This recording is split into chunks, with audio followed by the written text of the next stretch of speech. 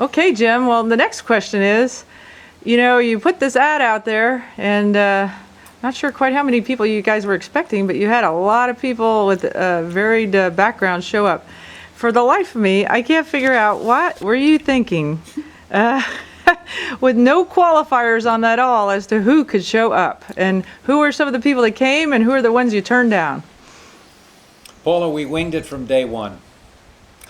I was going to start the hike from Los Angeles, and then Glenn Seaborg stepped forward and said, "Now I'll organize the hike through California if you'll start in San Francisco." That changed the plan overnight. Bingo. And these people began writing me and saying that they wanted to join the hike, but oftentimes there were all kinds of questions, and oftentimes there were issues that developed, and I didn't turn down many people, but there were a couple of folks that wanted to go on the hike under their conditions, and I didn't think it would work. I remember one guy wanted to bring a llama. A llama? Yeah. And another fellow was so devoted to his dog, I think it was a German Shepherd, he wanted to bring his German Shepherd. And I told them that they weren't going to be allowed to do that, and they never did join the hike. Mm-hmm. But of course, then we had Gomer and we had Jamie and Rainbow show up. Yeah. And I don't know what possessed me, but I told them they could go. They had a baby. How old? 7 months. 7 months. They're going to walk across America. Wow. With a baby. Wow. And then you had the old man that looked like he could have replaced John Stout. St. Nicholas or something. But before we leave Gomer, I want to tell you, there's a reason. It just came to me. There was a reason why Gomer got on the hike. Okay. I don't know if I ever told you this. Gomer mentioned he was a real handyman. Oh. And I'm not at all.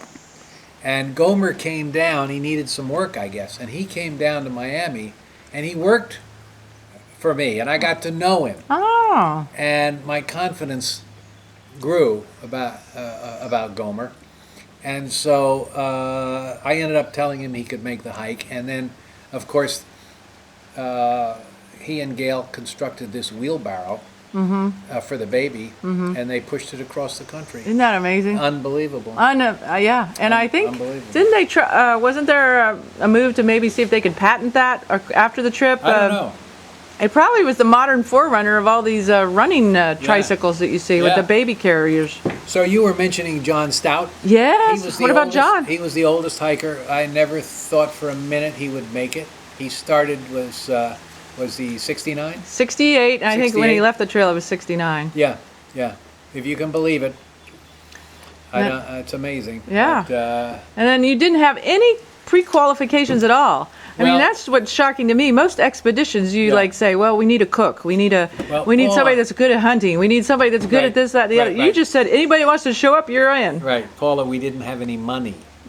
Yeah. We were winging it from day one in every respect. And while I was writing, you were looking in the file today, I was writing all kinds of people trying to raise money so we could do some things. And promote it in a more professional way, but we didn't. And well, you did a good job. We were very fortunate. You did a good job. Everything worked out, but everybody met for the first time in the basement of the Methodist Church in downtown San Francisco the night before the hike.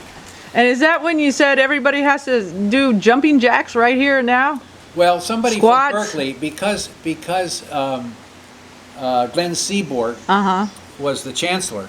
Right. Somebody from the University of California at Berkeley decided they would do some medical testing of everybody. So they were there that evening, and they were the ones that asked people to do jumping jacks. Oh, okay. As part of a brief medical. But otherwise, there was no medical screening, any type of screening at all. Oh my gosh! I mean, it was self-screening.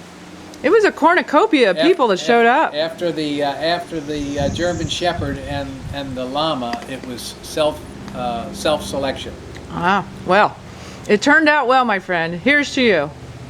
Anyway. We're gonna write off Anyway, this one. The next morning, all the hikers We're dip their boots in the Pacific Ocean, and we're on their way. okay. Yep.